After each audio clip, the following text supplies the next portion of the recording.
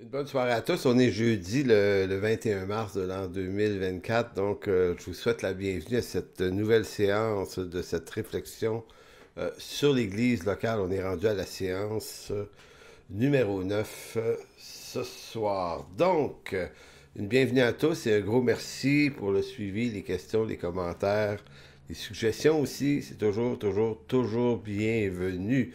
Donc, sans débuter, c'est-à-dire que sans perdre de temps, pardon, on va débuter cette séance. Légère rétrospective, là, c'est très rapide. La rétrospective de la semaine dernière, c'est qu'on a parlé.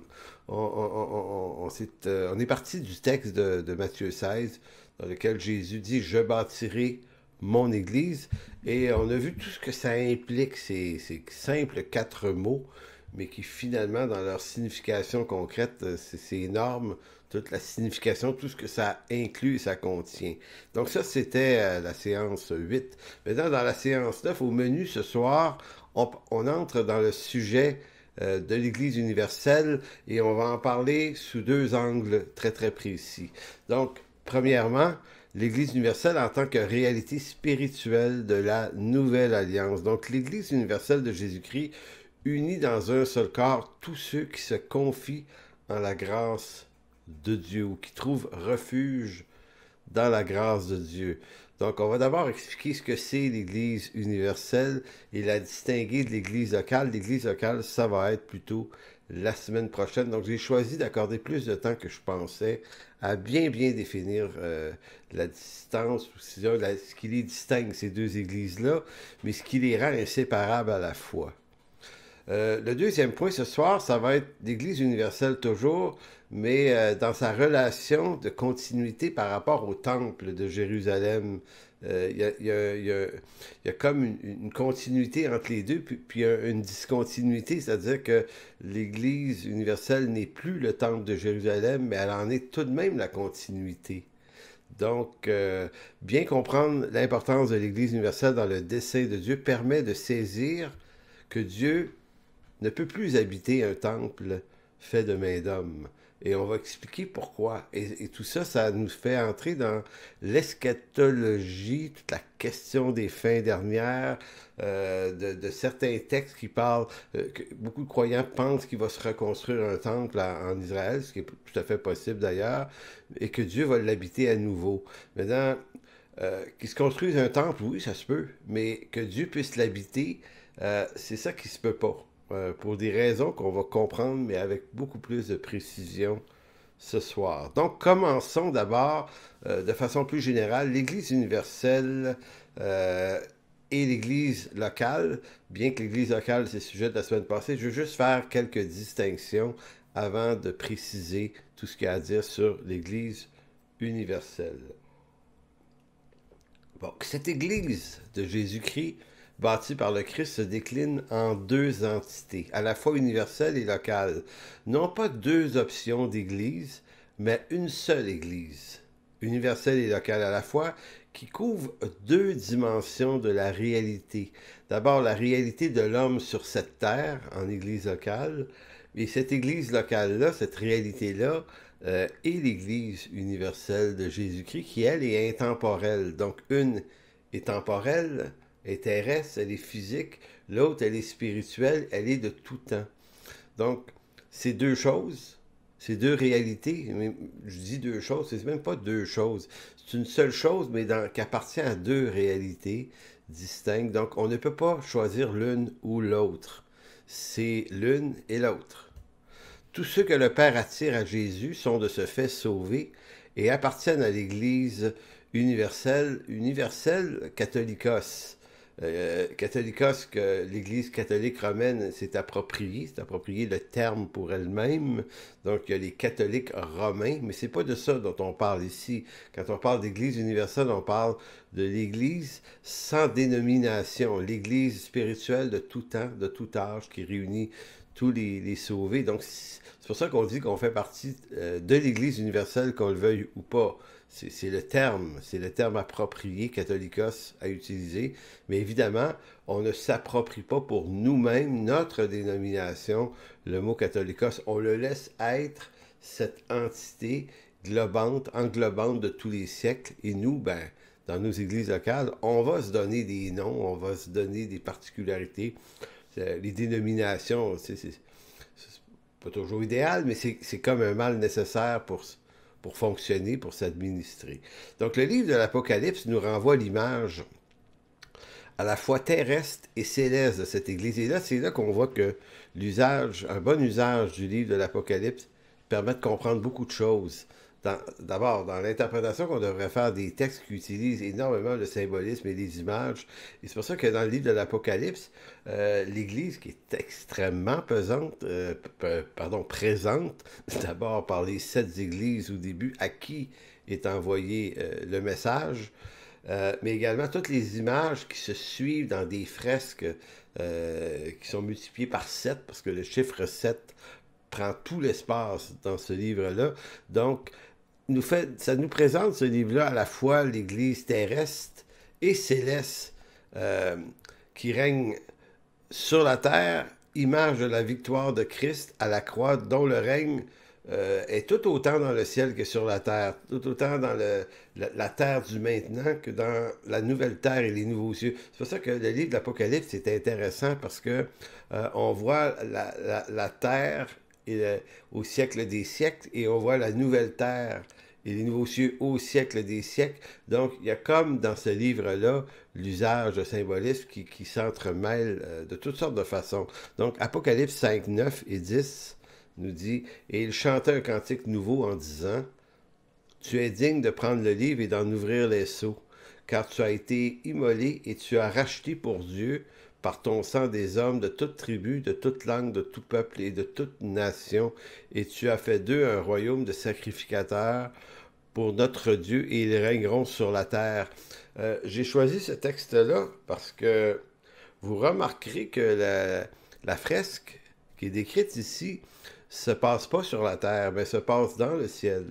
Donc ça se passe, si on veut, après la fin de ce monde, alors que tous les sceaux sont ouverts, le Christ est déjà immolé, il a déjà racheté par son sang les hommes de toute tribu, de toute langue, de tout peuple, de toute nation.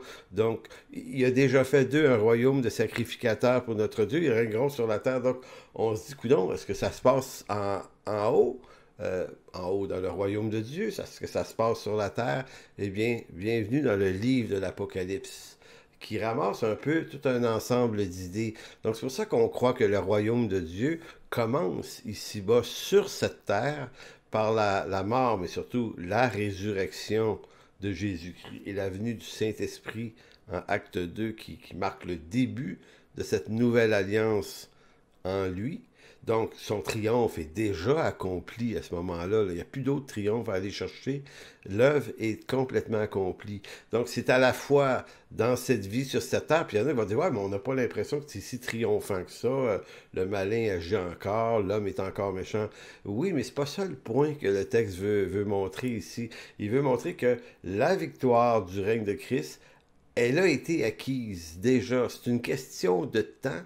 Le temps de cette vie, de cette terre, pour qu'on entre dans la plénitude de cette victoire. Donc, c'est pas nécessaire qu'on la voie absolument triomphante à nos yeux, à nous. C'est que le royaume de Dieu s'étend depuis la résurrection de Christ dans le déjà et jusque dans le pas encore, dans la plénitude qui vient dans l'avenir. Donc, en lisant ce texte de l'Apocalypse, nous entendons Jean décrire une église qu'on pourrait dire intemporelle, qui déjà règne avec Jésus dans les cieux, mais à la fois sur la terre avec les peuples des rachetés.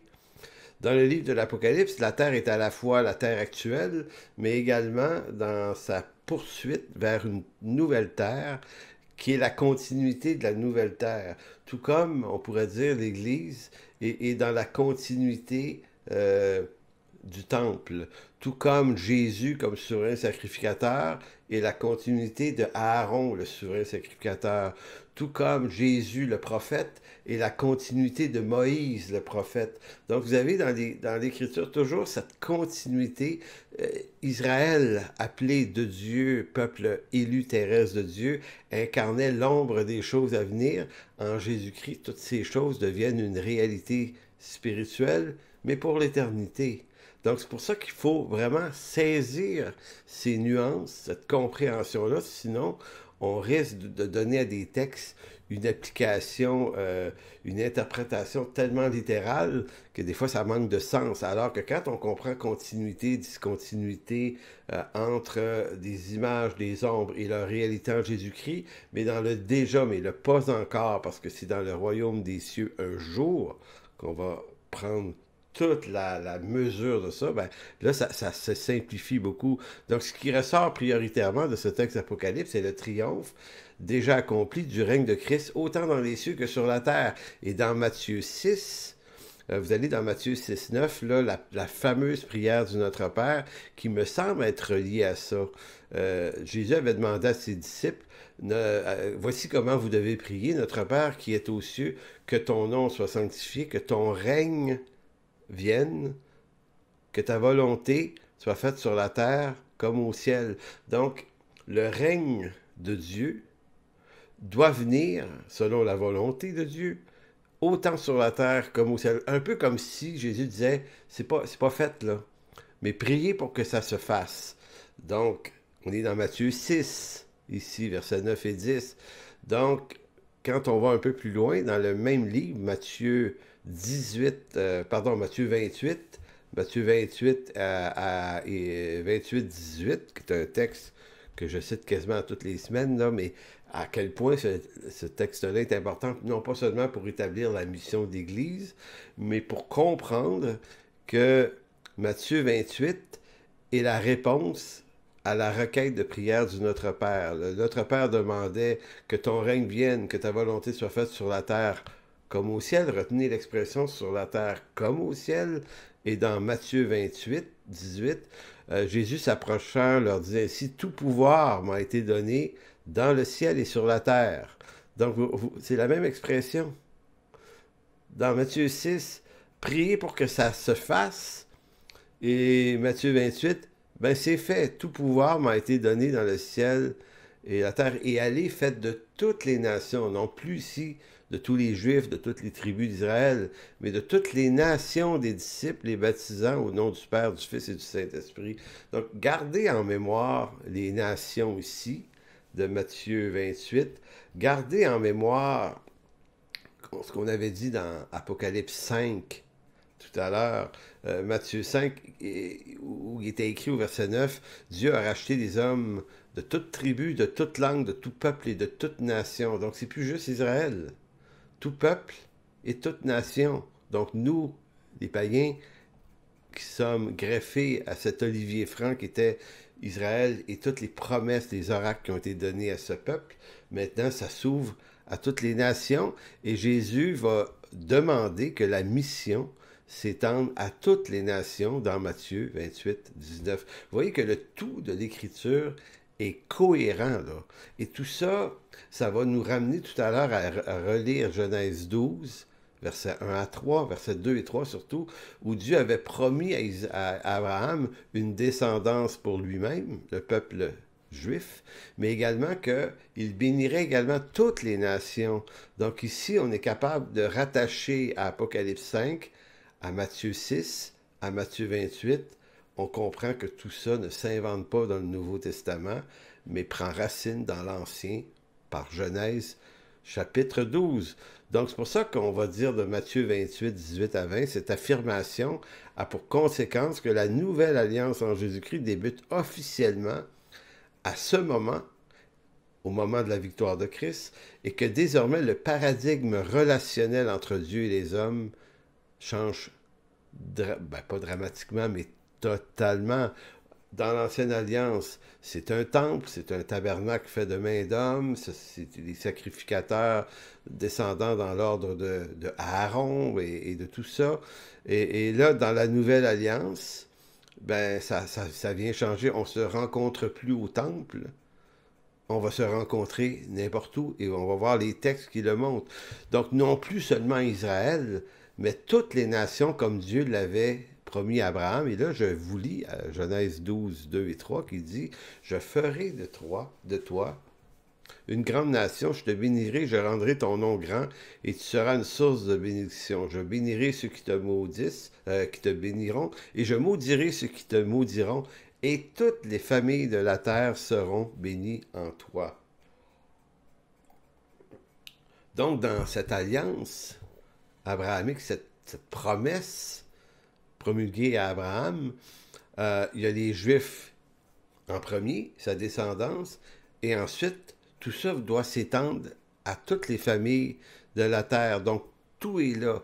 Donc, du Dieu qui bénissait d'abord son peuple dans l'Ancienne Alliance, on passe ici au Dieu qui bénit toutes les nations, ces familles de la terre, en vertu de l'alliance faite avec Abraham d'abord, mais qui devient, par extension, la nouvelle alliance en Jésus-Christ. Nouvelle alliance qui est annoncée dans Jérémie 31, mais que Jésus et les apôtres s'approprient pour dire cette nouvelle alliance-là s'accomplit par la résurrection du Christ et de l'Église. Et là, c'est ici qu'on parle de, c'est l'Église universelle. Donc, j'aimerais vous référer à une étude qui a été faite dernièrement sur Coram Deo avec Pascal Denot, dont l'invité était le professeur Sylvain Romerovski. Peut-être que plusieurs d'entre vous avez vu ça passer. Sinon, allez voir sur Coram Deo. Il y a 2 capsules qui ont été faites d'à peu près 1 heure chacun, c'est vraiment très très bon. Le professeur Sylvain Romerovski, c'est un docteur en théologie en France là, qui a travaillé beaucoup sur ces questions-là. Ça s'intitule « Le plan de Dieu pour Israël », capsule 1, capsule 2, vous allez trouver ça, je suis sûr. Là. Lui, il tente une explication fort intéressante sur le déploiement de l'alliance d'Abraham, l'Église, l'eschatologie, la suite des choses, Israël, l'Église.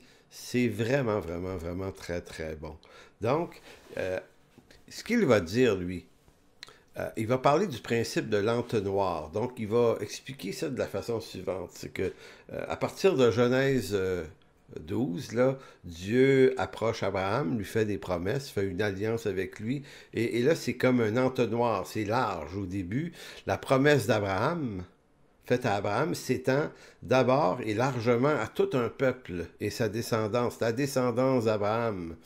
Puis il faut remarquer, comme il le fait fort bien remarquer lui-même, ce professeur-là, il dit au cours de l'histoire, par l'effet de l'entonnoir, cette promesse se réduit à une seule tribu. La tribu de Juda. On voit ça dans Genèse 50. Et de cette tribu-là, ça se réduit à un lieu en particulier en Israël, c'est-à-dire après la division entre l'Israël du sud et du nord, après si vous vous souvenez, là, on va dans l'histoire d'Israël, dans l'Ancien Testament. Donc Salomon a des enfants, des fils, il va y avoir une division, Jéroboam et Roboam, division entre le nord et le sud, donc une séparation, ça devient pratiquement 2 États, ils vont même se faire la guerre. Et là, le professeur Romerovski fait remarquer que c'est comme si l'entonnoir se retrait encore. Les tribus du nord sont comme mis en marge, littéralement. Ils sont encore Israël, mais sont comme mis en marge du dessein de Dieu, et tout se concentre sur la Judée et Jérusalem pour capitale. Donc, c'est par eux que ça va arriver, en d'autres mots, cette promesse faite à Abraham. Et puis, de ce lieu-là, Jérusalem, et choisi une tribu, avait été choisie la tribu de Juda, mais de la tribu de Juda, ça va se retrécir encore dans l'entonnoir et pour se réduire au seul descendant de la famille de David le roi. Donc ça signifie que tous les autres Judéens, qui sont toujours des gens de la tribu de Juda, qui sont toujours des Juifs, ne font plus partie de l'équation en ce qui concerne la venue d'un Messie. Parce que c'est de ça qu'on parle. Un Messie a été promis. Donc, ça va passer à travers Abraham, tout le peuple, 12 tribus, une seule tribu, ensuite une seule famille, David. Puis, ça va se réduire encore. Lorsque Jésus arrive, ça se réduit à lui. Il devient, par lui seul, le porteur d'Israël. Il devient le nouvel Israël en sa personne. Et Paul nous fera savoir en Genèse, en Galates 3, c'est fascinant comment c'est clairement démontré là, dans les textes du Nouveau Testament que Jésus était à lui seul le récipiendaire de toute cette promesse. Genèse 3,16, Galates 3,16, or les promesses ont été faites à Abraham et à sa postérité, sa descendance donc. Il n'est pas dit aux postérités comme s'il s'agissait de plusieurs, mais en tant qu'il s'agit d'une seule, et à ta postérité, c'est-à-dire à Christ. C'est évident. Donc Jésus, l'entonnoir là, devient, là, se réduit à une personne, le Christ. Maintenant, le Christ naît, vit, meurt et ressuscite.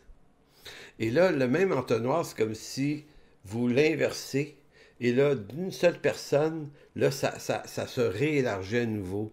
Donc, l'héritier des promesses d'Abraham sont accordés d'abord à Jésus seul, et non à tout le peuple d'Israël. Puis, à partir du Christ, mort puis ressuscité, l'entonnoir s'inverse, et Jésus qui s'élargit, et de Jésus qui s'élargit d'abord au reste fidèle d'Israël que sont les disciples, les apôtres et les Juifs, les milliers de Juifs qui se convertissent d'abord à Jérusalem à la Pentecôte, puis d'autres un peu plus tard. Donc et ensuite, ça quitte le pays. Il y a des persécutions, là, et ça quitte le pays. Mais avant, ça va s'élargir. Même en Israël, ça va s'élargir vers la Samarie. Et Jésus l'avait dit, vous serez mes témoins à Jérusalem, en Judée, en Samarie et jusqu'aux extrémités de la terre. Donc, l'entonnoir, Jésus le prophétise en disant, les gars, maintenant, à partir de vous, là, on s'élargit, puis vers les Samaritains, puis après ça, les nations païennes, pour s'élargir à toutes les familles de la terre. Et c'était ça que Dieu avait promis exactement à Abraham. Je bénirai toutes les familles de la terre par toi. Je relis Genèse 12, 2 et 3 pour se rappeler. Je ferai de toi une grande nation, je te bénirai, je rendrai ton nom grand et tu seras une source de bénédiction. De bénédiction. Je bénirai ceux qui te béniront, je maudirai ceux qui te maudiront. Donc on parle de tous ceux qui vont être les élus. Et par rapport à ceux qui ne le seront pas, les élus, on pourrait voir ici juste, comment vous dire, c'est à la fois quiconque va s'en prendre à Israël dans l'Ancienne Alliance va rencontrer Dieu. On voit que Goliath a eu affaire au Seigneur avec une roche dans le front par David, là. Donc c'est à la fois ça aussi pour Israël, mais il faut voir plus largement que ça.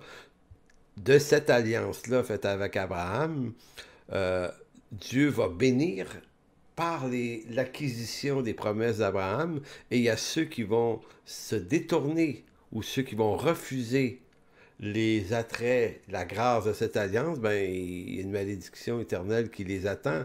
Mais ça se termine en disant, et toutes les familles de la terre seront bénies en toi, Abraham. Donc c'est extrêmement intéressant de comprendre d'abord l'Église universelle comme étant cette affaire-là. C'est ici, en Jésus-Christ, dans l'élargissement de la bénédiction à toutes les nations, que prend forme ce qu'on appelle l'Église universelle. Donc, décrivons ça un peu.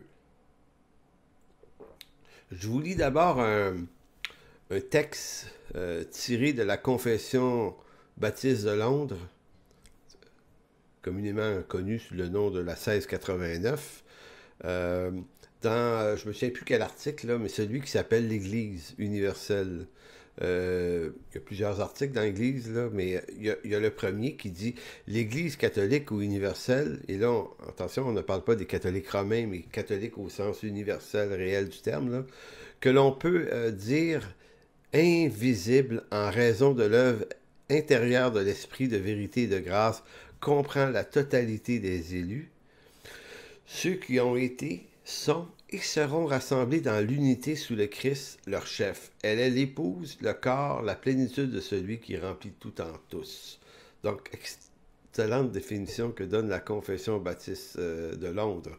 Donc, l'Église universelle n'appartient à aucun temps en particulier. Important de se le rappeler. Son pasteur est le Christ, qui en est à lui seul la tête et le Seigneur.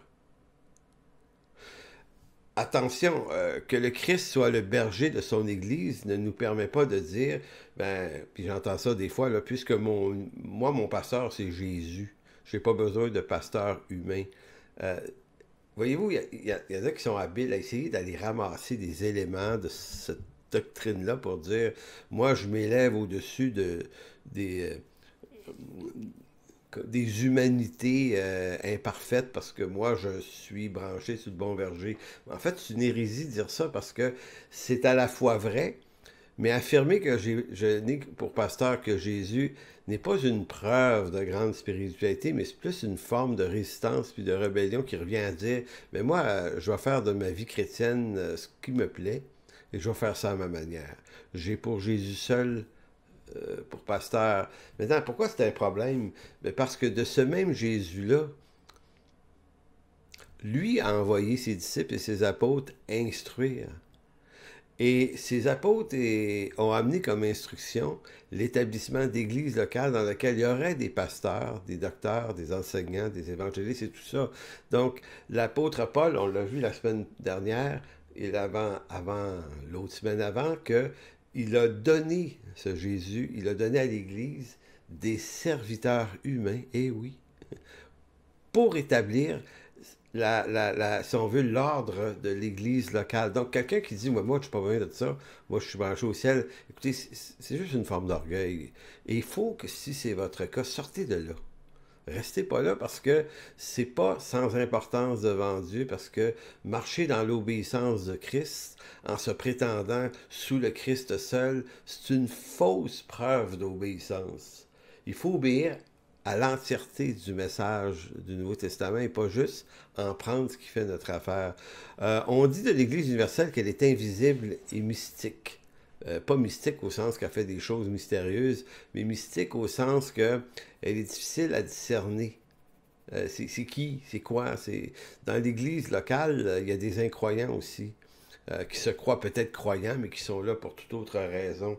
Donc, on l'a dit universel, on l'a dit invisible et mystique, dans le sens où, dans le cas de l'Église universelle, aucun ivraie ne peut y trouver place, car elle est l'Église du Christ, celle que le Christ connaît, ce que le Père attire au Fils au cours de tous les siècles. Donc la différence entre l'Église universelle et l'Église locale, c'est que l'Église universelle ne peut être remplie de ceux qui appartiennent vraiment au Christ et que Dieu a racheté avant la fondation du monde ou a promis le rachat avant la fondation du monde. Alors que l'Église, dans sa dimension locale, elle, ben, c'est ces mêmes personnes-là, les rachetées, qui sont là, mais il peut y avoir de l'ivraie au milieu d'elles. Donc, c'est donc l'entité qui réunit que les rachetés. Je relis Jean 6,44 qui dit « Nul ne peut venir à moi que le Père qui m'a envoyé ne l'attire et je le ressusciterai au dernier jour. » Donc ici, l'invitation à l'Église universelle est envoyée par le Père. L'Église universelle est la communauté de tous ceux qui connaissent la voie du berger et choisissent exécutoirement de le suivre. Jean 10, versets 3 à 5. Le portier lui ouvre et les brebis entendent sa voix. Il l'appelle par leur nom, les brebis qui lui appartiennent, et il les conduit dehors. Lorsqu'il les fait sortir, toutes ses propres brebis, il marche devant elles et les brebis le suivent parce qu'elles connaissent sa voix. Elles ne suivront point un étranger, mais elles fuiront loin de lui parce qu'elles ne connaissent pas la voix de l'étranger. Donc ici, Jésus se compare aux bergers. Et dans le monde des bergers, c'est comme ça que ça fonctionnait, là. Si ton troupeau est mélangé avec plein d'autres troupeaux dans un champ où on broute l'herbe et on boit de l'eau, lorsque le berger fait un certain son, et chaque berger a un son différent, les brebis entendaient ou reconnaissaient le son du berger et elles vont suivre automatiquement. Le berger se met à marcher, les brebis se mettent à sa suite. Les brebis des autres pâturages ne viendront pas. Elles répondent, elles, à la voix de leur berger. Mais c'est pour ça que Jésus va dire, moi, là, mes brebis entendent ma voix. Donc, encore ici, c'est une autre image très, très intéressante de mes brebis, celles qui appartiennent à mon Église, de tout temps, de toute langue, de tout peuple, vont entendre ma voix. C'est pas... j'espère qu'elles vont entendre ma voix. Non, non, elles vont entendre ma voix. Dieu est assez efficace pour se faire entendre. Bon, l'Église universelle est la communauté de tous ceux qui ne peuvent être ravis de sa main. ni de la main du Père. Donc encore là, s'ils appartiennent à Christ, ils ne peuvent pas être retirés de là. C'est un petit peu comme parenthèse par rapport à la perte du salut. Euh, Honnêtement, je ne comprends pas comment on peut comprendre la perte du salut avec un message aussi clair pourtant. Je sais qu'il y a des textes qui peuvent sous-entendre l'idée, puis certains vont surexploiter ces textes-là, mais si on les regardait plutôt à la lumière des textes qui nous parlent de l'Église universelle et du rachat des élus par Dieu, on comprendrait que le salut ne peut se perdre, en tout cas pour ceux qui sont appelés par lui.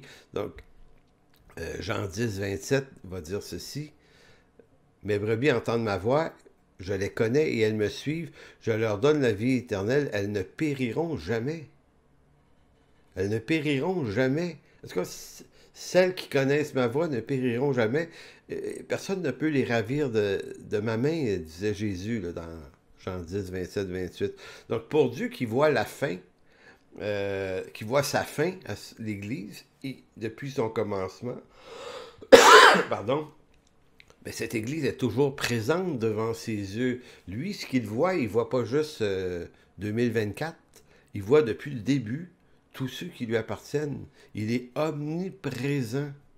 Il ne fait pas voir que notre temps, nous, il voit tous les temps en même temps, donc il connaît tous ceux qui lui appartiennent. Donc le Seigneur Jésus voit actuellement un large pâturage qui couvre tous les siècles, depuis le début de l'Église jusqu'à son enlèvement. Et pour moi, l'enlèvement, la parousie, c'est toute l'histoire de la fin, et non pas mis dans des degrés, des étapes de tribulation, de ceci, de cela. Parce que certains vont dire que l'enlèvement de l'Église, il y aura même certains deux retours de Jésus-Christ par la suite. Pour moi, on parle de la même expérience. Donc, Dieu voit sa fin et voit son commencement. Cette Église est toujours présente devant ses yeux. D'ailleurs, l'auteur de la lettre aux Hébreux va parler de l'Église en les appelant l'assemblée des premiers-nés inscrits dans les cieux. Hébreux 12, 23. Donc, si ton nom est écrit dans les cieux, là, il n'y a personne qui va aller enlever ça de là. Ça ne peut pas s'effacer. L'apôtre Paul, dans Éphésiens 5, 25, semble aussi faire allusion à cette réalité dans les cieux, l'Église dans les cieux. Donc Christ, Éphésiens 5, 25, Christ a aimé l'Église, s'est livré lui-même pour elle, afin de la sanctifier, en la purifiant et en la lavant par l'eau de la parole, pour faire paraître devant lui cette Église glorieuse, sans tache, ni ride, ni rien de semblable, mais sainte et irréprochable. Donc, on distingue dans l'Église universelle, l'Église locale, toute la question de la sanctification.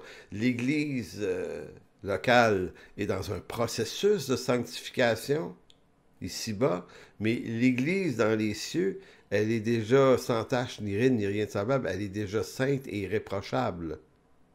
Elle a été lavée, donc c'est cette réalité de, après cette vie sur terre, après le retour de Christ, ben, on se retrouve dans l'état décrit par Éphésiens 5, 25 et 27. Maintenant, pour nous, c'est futur parce qu'on existe sur la terre. Maintenant, pour tous ceux qui ont déjà vécu les siècles avant nous, pour eux, c'est maintenant ça. C'est maintenant dans les cieux. Donc, c'est intéressant de voir qu'on est toujours dans comme deux dimensions qui se superposent. Vous dites, bien franchement, notre cerveau n'est pas prêt, n'a pas été fait pour capter toutes ces réalités-là, ces subtilités-là. Mais voilà. Donc, ce texte d'Éphésiens 5, 25 n'a de sens que s'il s'agit de tous les croyants de tous les âges, à tout moment. Une partie de ce nombre est à la fois ici sur Terre en ce moment, c'est-à-dire nous, là, mais en attente de la glorification future. Et l'autre partie, elle, ceux qui ont vécu avant nous et qui sont morts aujourd'hui, sont déjà dans la réalité céleste. Donc, dans la littérature chrétienne, la première, l'Église locale, va être appelée l'Église militante, et l'Église dans les cieux va être appelée l'Église triomphante. Dans son essence, la plus nette, l'Église universelle est la réunion de tous ceux qui sont nés de l'Esprit et qui confessent Jésus-Christ. Donc, l'Église universelle n'est pas un lieu en particulier, ok? Elle n'est pas un endroit, elle n'est pas un bâtiment, elle est la réunion de ceux qui sont appelés par Dieu, et l'Église, c'est eux. C'est pour ça que, et là, on va entrer dans cette explication de Jean, chapitre 4, versets 21 à 24. C'est un des textes, ma foi, par rapport à l'idée que je suis en train de dire aujourd'hui, là. C'est un des textes les plus éclairants qu'on ne peut pas trouver dans le Nouveau Testament. C'est la rencontre entre Jésus et la femme samaritaine. Sans trop s'en rendre compte, on devrait réaliser que cette femme qui est samaritaine, donc qui est méprisable du point de vue des Juifs, est d'autant plus méprisable selon les valeurs aussi qui fait qu'elle avait eu 5 maris, puis donc 5 échecs matrimonial. Donc, c'est pas Madame Triomphante, là.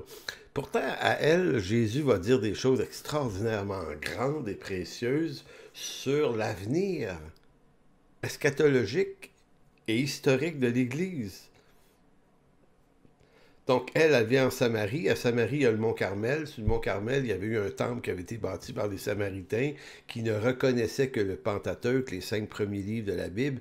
Donc, eux, c'était organiser un culte, une célébration. Et le temple qu'ils avaient, eux ne reconnaissaient pas le temple en Judée, à Jérusalem. Pour eux, l'histoire de la descendance de David, là, c'était une supercherie quasiment. Donc, bon, les Samaritains avaient leur forme d'adoration au Carmel. Ce temple-là qu'ils avaient était déjà détruit du temps de Jésus, mais il était quand même, c'était une espèce de lieu vénéré. On rencontrait Dieu à cet endroit-là pour eux. Et les Juifs, eux autres, c'était à Jérusalem. Donc, Jésus va dire à cette femme, verset 21, « Femme, lui dit Jésus, crois-moi, l'heure vient où ce ne sera ni sur cette montagne, le Carmel, ni à Jérusalem où vous adorez le Père. Adorer ici, c'est pas aller chanter des cantiques, je le dis souvent, mais c'est important. Là. Le mot adoration, là, dans l'hébreu, c'était chacha. C'était cette idée que où on rencontre Dieu, comment on se rencontre avec Dieu. Donc, quand on s'approchait de Dieu, c'est chacha, c'était adorer, c'était face contre terre, en posture d'humilité. Hein? Et c'est la même chose, le mot adorer dans le Nouveau Testament va avoir cette même connotation-là.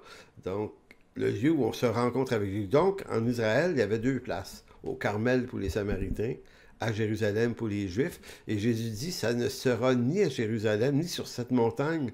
Vous adorez ce que vous ne connaissez pas, en d'autres mots, vous les Samaritains.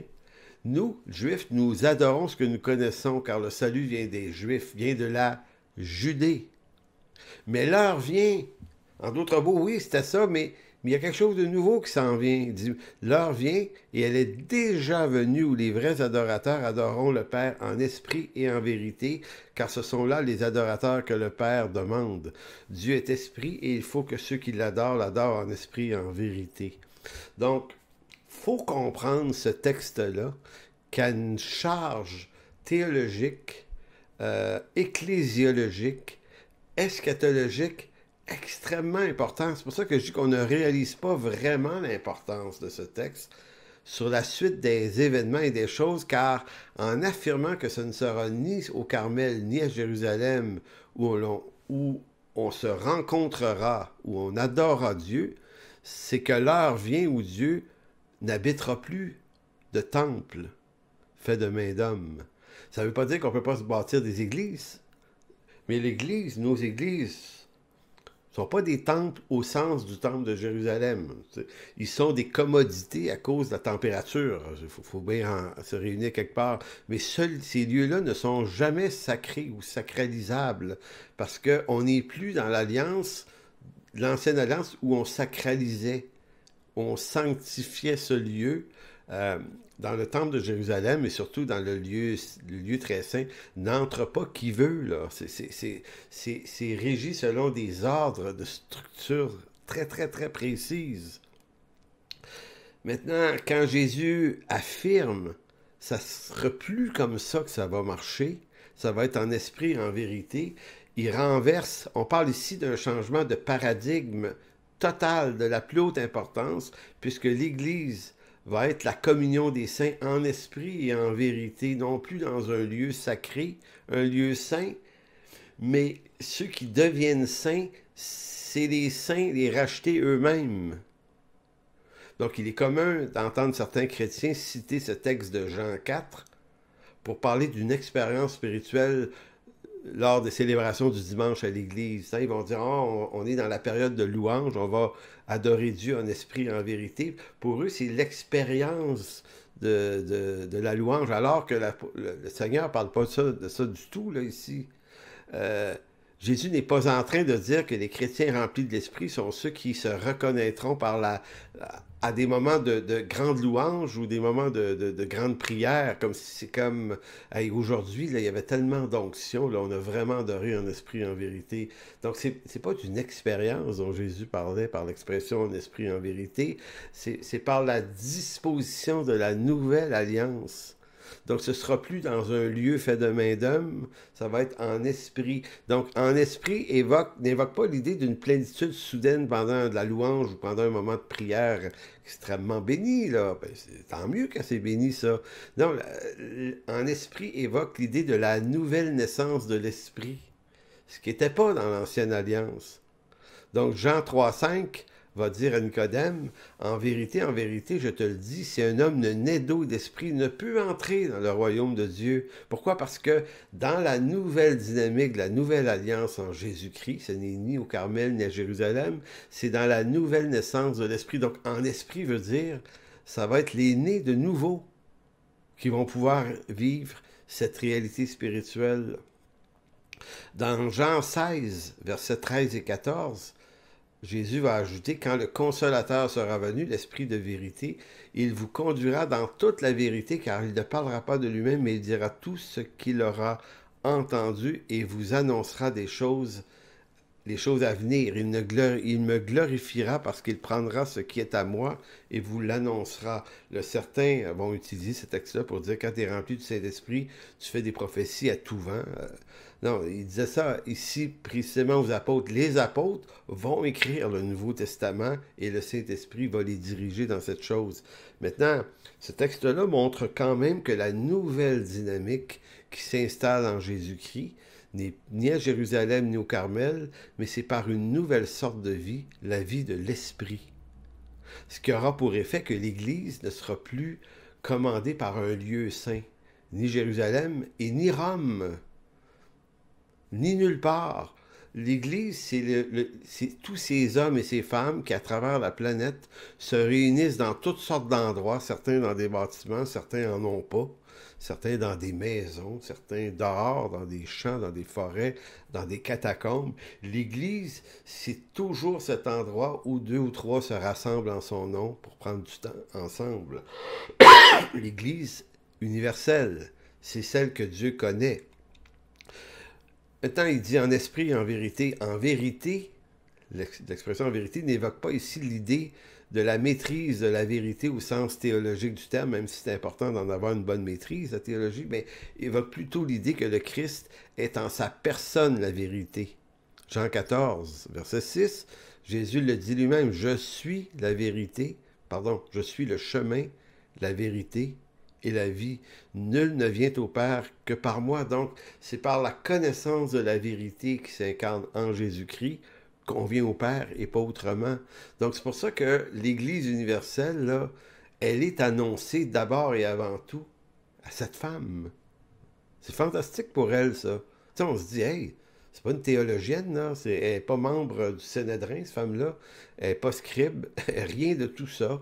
C'est une pauvre femme qui a manqué, qui a échoué dans sa vie et qui se retrouve être au bon endroit, au bon moment, et le Seigneur, Dieu Tout-Puissant, vivant, incarné, lui dit à elle ce trésor extraordinaire de ce qui s'en vient pour l'Église. Maintenant, allons vers le deuxième sujet et le dernier aussi, le temple. Si le temple de Dieu est l'Église, alors pourquoi? Ce que je veux dire par là, c'est que dans la conjoncture où ce n'est ni à Jérusalem, ni au Carmel qu'on adore le Père, mais c'est en esprit et en vérité, ça signifie qu'il ne peut plus y avoir de temple officiel, de lieu plus saint qu'un autre. Les catholiques en ont créé beaucoup, mais en fait, bibliquement parlant, il n'y a pas de lieu plus saint que le lieu où se rencontrent des hommes et des femmes qui appartiennent à Jésus-Christ et qui prennent un moment ensemble pour adorer Dieu, c'est partout à la fois. Donc, avant de passer la semaine prochaine à l'étude de l'Église locale, il importe de bien boucler la boucle en ce qui concerne l'Église universelle de Jésus-Christ en vue de montrer qu'elle n'est pas le plan B, mais bien le plan A de Dieu de toute éternité et qu'il n'est pas nécessaire de se donner une série d'étapes eschatologiques avant le retour final de Jésus-Christ qui viendra la chercher. Si le temple de Dieu est l'Église, alors pourquoi certains voient-ils un autre temple futur à Jérusalem, alors que Jésus avait affirmé clairement à la Samaritaine, « L'heure vient, ce ne sera ni sur cette montagne ni à Jérusalem que vous adorez le Père. » Donc, Jésus abolit lui-même l'idée d'un temple à Jérusalem, ça ne sera plus là. Maintenant, si vous dites, oui, mais Dieu va faire un truc spécial pour Israël, il va refaire un temple, Dieu va réhabiter le temple à nouveau, il va y avoir une abomination de désolation. Écoutez, je sais qu'on peut être capable de monter, faire un montage de versets bibliques pour arriver à cette conclusion, sauf que l'Écriture, si on suit l'Écriture et on évite les montages, l'Écriture dit à peu près l'inverse. C'est que c'est plus nécessaire, parce que c'est plus comme ça qu'on se rencontre avec Jésus-Christ. Et pour les Juifs aussi, le Juif qui veut être sauvé, ça ne passera jamais par un temple, ça va toujours passer par Jésus-Christ seul. Il est la réalité, il est le temple, il est le Fils de Dieu incarné, tout se passe en lui. Donc, la présence de Dieu ne sera plus jamais rattachée à un temple comme celui de Jérusalem ou celui du Carmel, mais l'Église et les rachetés deviennent le nouveau temple de Dieu, ce que l'apôtre Paul confirme en Éphésiens 2, 20 et 22, vous avez été édifiés, édifiés sur le fondement des apôtres et des prophètes, Jésus-Christ étant lui-même la pierre de l'angle. En lui, tout l'édifice, bien coordonné, s'élève pour être un temple saint dans le Seigneur. En lui, vous êtes aussi édifiés pour être une habitation de Dieu en esprit. Entendez que l'apôtre Paul est en train de dire le temple, c'est l'Église. C'est intemporel, c'est pas en briques. C'est vous, les pierres vivantes que l'apôtre Pierre va utiliser dans sa lettre aussi. Donc, tout ça se bâtit sur Jésus-Christ et les apôtres. Le temple de Jérusalem s'était édifié sur Abraham, Moïse, les tribus, c'était tout ça. Maintenant, en Jésus-Christ, c'est sur Jésus-Christ et les apôtres. Donc, l'Église universelle est l'acte dernier du dessein de Dieu sur cette terre, car la fin de cet âge sera le retour de Jésus-Christ, l'enlèvement, en d'autres mots, à la toute fin des âges. L'idée d'un nouveau temple à Jérusalem, où l'ordre sacrificiel reprendrait toute la direction de Dieu, apparaît dès lors comme une contradiction. C'est Jésus qui l'affirme lui-même, qui en fait l'annonce à plusieurs reprises dans les évangiles.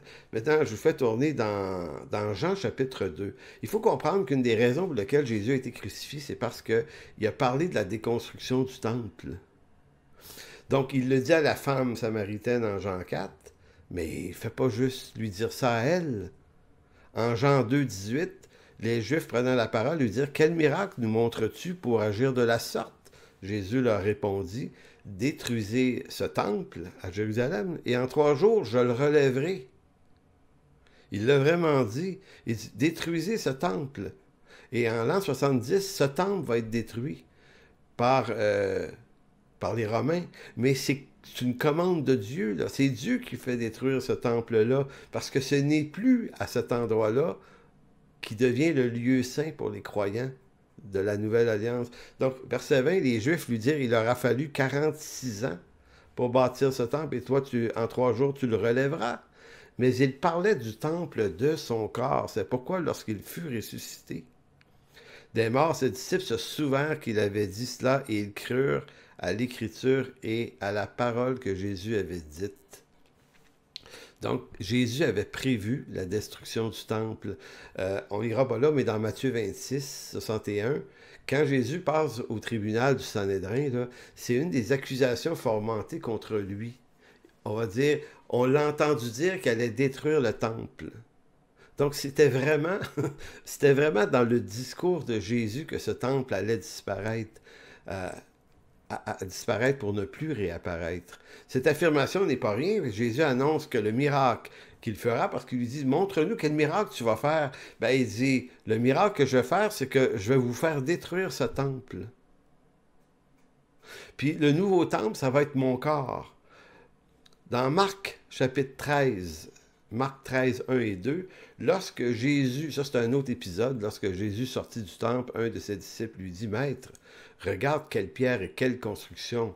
Jésus lui répondit, vois-tu ces grandes constructions? Il ne restera pas ici, pierre sur pierre, qui ne soit renversée. Donc c'est une autre affirmation de Jésus sur la déconstruction, la disparition du temple. Lisons maintenant un texte de la lettre aux Hébreux, ok, qui éclaire définitivement tous les enjeux de la nouvelle alliance versus l'ancienne et versus l'Église universelle et le temple de Jérusalem. Donc, tout ça est traité avec précision. Hébreux 9, 1 à 14, c'est une bonne lecture. On va se concentrer. Hébreux 9, 1 à 14. La première alliance avait aussi des ordonnances relatives au culte et le sanctuaire terrestre. L'auteur prend le temps, et c'est probablement Paul, là, de parler d'un sanctuaire terrestre. C'est pas anodin. Il va dire, un tabernacle fut en effet construit. Dans la partie antérieure, appelée le lieu saint, était le chandelier, la table, les pains de proposition. Derrière le second voile se trouvait la partie du tabernacle appelée le Saint des Saints, renfermant l'autel d'or pour les parfums et l'arche de l'Alliance, entièrement recouverte d'or. Il y avait dans l'arche un vase d'or contenant la manne, la verge d'Aaron qui avait fleuri et les tables de l'Alliance. Au-dessus de l'arche étaient les chérubins et la gloire couvrant de leur ombre le propitiatoire. Ce n'est pas le moment de parler en détail là-dessus. Or, ces choses étant ainsi disposées, les sacrificateurs qui font le service entrent en tout temps dans la première partie du tabernacle et dans le second, le souverain sacrificateur seul entre une fois par an, non sans y porter du sang qu'il offre pour lui-même et pour le péché du peuple. Verset 8. Le Saint-Esprit montrait par là que le chemin du lieu très saint n'était pas encore ouvert tant que le premier tabernacle subsistait. Le premier tabernacle, donc il y en a un premier puis il y en a un deuxième en d'autres mots. Verset 9. C'est une figure, le tabernacle de l'Ancienne Alliance, c'est une figure pour le temps actuel où l'on présente des offrandes et des sacrifices qui ne peuvent rendre parfait sous le rapport de la conscience celui qui rend ce culte et qui, avec les aliments, les boissons et les diverses ablutions, étaient des ordonnances charnelles imposées seulement jusqu'à une époque de réformation. Mais Christ est venu comme souverain sacrificateur des biens à venir. Il a traversé le tabernacle plus grand et plus parfait qui n'est pas construit de main d'homme, c'est-à-dire qui n'est pas de cette création. Il est entré une fois pour toutes dans le lieu très saint, non avec le sang des boucs et des veaux, mais avec son propre sang. Donc, en voulant dire, pas dans un tabernacle fait de main d'homme, mais dans le véritable tabernacle, son propre sang ayant obtenu une rédemption éternelle. Car si le sang des taureaux, des boucs et la cendre d'une vache répandue sur ceux qui sont souillés sanctifie et procure la pureté de la chair, combien plus le sang de Christ, qui par un esprit éternel s'est offert lui-même sans tache à Dieu, purifiera-t-il votre conscience des œuvres mortes afin que vous serviez le Dieu vivant. Donc quand vous lisez ce texte-là, et ça vaut la peine d'être lu plusieurs fois, pour bien l'intégrer. Parce que Jésus est en train de dire, et l'auteur, qui est probablement Paul, il y aura le sang des boucs, le sang des taureaux et des boucs, et les cendres d'une vache répandues, là, c'était temporaire, c'était l'image du sacrifice de Christ. Donc, c'est vraiment terminé, c'est obsolète. C'était pas inutile et mauvais, c'était pur et saint et bon dans l'Ancienne Alliance, en tant que c'était l'image et l'ombre d'une réalité qui allait s'incarner par le Christ. Maintenant, il dit, maintenant que le Christ est venu, c'est fini, là. On n'est plus dans ça. Et retourner à ça, imaginez Dieu refaire, réhabiter un temple et recommencer la sacrificature et bénir ces sacrifices-là, ça fait pas de sens avec ce genre d'écrit-là. En conclusion, ce soir, j'ai voulu prendre le temps de parler de l'Église universelle de Jésus-Christ en la mettant en tension avec le temple de Jérusalem, en vue de montrer que l'Église est vraiment le dessein de Dieu. De toute éternité, Christ étant venu, nous y sommes. Nous sommes dans la fin des temps depuis que l'Église existe. Ne reste qu'un événement arrivé, c'est le retour du Seigneur Jésus-Christ. Et comme disait M. Sylvain Romirovski aussi, très intéressant. Lui-même, un juif d'ailleurs, s'est fait traiter d'antisémite parce qu'il essayait de montrer que l'idée d'un temps, c'est des affaires qui ne fonctionnent pas dans ça. Cependant, on peut penser que le retour des Juifs en Palestine, encore aujourd'hui, peut être aussi un act of God, non pas en vue d'un temple, mais en vue peut-être d'un réveil éventuellement chez eux. Ce que semble dire toute la question de l'israélologie, là, dans Romains 9, 10 et 11, à cause de leur père, Dieu pourrait bénir et en sauver, les sauver tous à la fin. C'est ça, on se réjouit, là, c'est bien béni, mais il n'y a pas nécessité d'un temple et de toute une série d'étapes. Certes, nous, chrétiens d'origine païenne, sommes greffés à l'olivier franc que sont les promesses d'Israël et qui ont été données à Abraham, mais à la fois, nous ne sommes pas, nous, un plan B dans cette affaire, en attendant, comme si on devait attendre le retour du plan A et le temple. Non, non, on est dans le plan A. Dieu unit dans cette sainte Église, juifs et païens, dans un même corps. Et je termine avec un dernier texte, Romains 8, 1 et 2. Le point capital de ce qui vient d'être dit, c'est que nous avons un tel souverain sacrificateur qui s'est assis à la droite du trône de la majesté divine dans les cieux, comme ministre du sanctuaire et du véritable tabernacle, qui a été dressé par le Seigneur et non par un homme. Donc voilà, c'était le contenu de cette 9e séance, de cette réflexion sur l'Église locale. Aujourd'hui, on a voulu bien expliquer l'Église universelle, son rapport de continuité avec le temple de l'Ancienne Alliance. Et la semaine prochaine, on va entrer dans l'Église locale. Donc, qu'est-ce que ça implique dans le monde de l'Église locale? Et là, il y a encore une foule de détails fort intéressants. On se revoit la semaine prochaine, le 28. Que Dieu vous bénisse d'ici là.